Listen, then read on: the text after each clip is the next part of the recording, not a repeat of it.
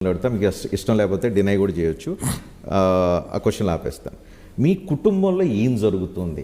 చాలామందికి ఉంటుంది, పక్కోళ్ళ కుటుంబంలో ఏం జరుగుతుందో తెలుసుకోవాలని ఆసక్తి సహజంగా ప్రతి మనిషికి ఉంటుంది.